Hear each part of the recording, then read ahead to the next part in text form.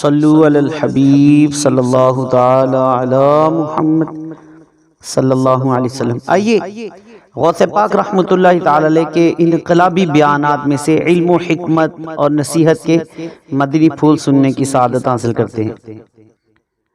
11 جمادی الاخر 545 ہجری کو غوث پاک رحمۃ اللہ تعالی علیہ نے اپنے مدرسے میں بیان فرمایا۔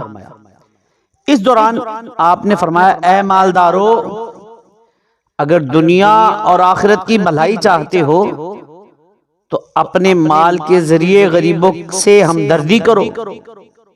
پھر غوث پاک رحمۃ اللہ تعالی علیہ نے ایک حدیث پاک بیان فرمائی۔ فرماتے کہ اللہ کے آخری نبی صلی اللہ علیہ وآلہ وسلم نے فرمایا کہ لوگ اللہ پاک کی عیال ہے۔ اللہ پاک کا زیادہ پیارا وہ ہے جو اللہ پاک کے عیال کو زیادہ فائدہ پہنچانے والا ہو۔ اچھا، غوث پاک کے مبارک بیان کی کچھ وضاحت بھی سماعت فرما لیجیے۔ عیال یعنی اول سے بنا ہے، اس کا معنی ہے محتاجی۔ وہ لوگ جن کا نفقہ خرچ وغیرہ آدمی پر لازم ہوتا ہے، مثلا زوجہ ہو گئی، اولاد ہو گئی، تو بال بچے وغیرہ جو ہیں وہ آدمی کے عیال کہلاتے ہیں۔ تو حضور غوث پاک رضی اللہ تعالیٰ عنہ نے اپنے بیان میں جو حدیث پاک ذکر فرمائی، اس میں تمام انسانوں کو اللہ پاک کا عیال کہا گیا ہے۔ مطلب یہ ہے کہ تمام انسان اللہ پاک کے بندے ہیں، اس کے محتاج ہیں۔ اللہ پاک نے سب کا رزق اپنے ذمہ کرم پر لیا ہے۔ اللہ پاک سب کو رزق دیتا ہے، سب کو پالتا ہے، اور اللہ پاک کا زیادہ پیارا، زیادہ محبوب وہ ہے جو اللہ پاک کے عیال یعنی بندوں کو زیادہ فائدہ پہنچانے والا ہے۔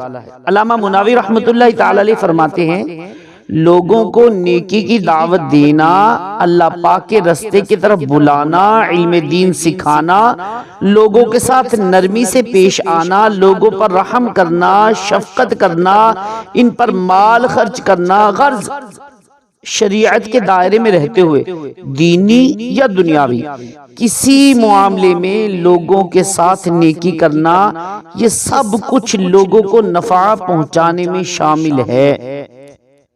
تو اے عاشقان رسول، غوث پاک رضی اللہ تعالیٰ عنہ شیخ عبد القادر جیلانی کہ اس مبارک بیان اور ذکر کی گئی حدیث پاک سے معلوم ہوا کہ لوگوں کی مدد کرنا، غریبوں، مسکینوں، یتیموں سے ہمدردی کرنا، انہیں فائدہ پہنچانا اللہ پاک کا محبوب بنانے والا عمل ہے۔ الحمدللہ غوث پاک رحمۃ اللہ تعالی علیہ خود بھی بہت ہمدردی کرنے والے تھے اور بہت شفیق تھے، بہت مہربان تھے، اور لوگوں کو بھی اسی کی ترغیب دلائی۔ انشاءاللہ العزیز آپ کی کچھ اور بھی تعلیمات جو ہیں ان کو پیش کرنے کی کوشش کروں گا۔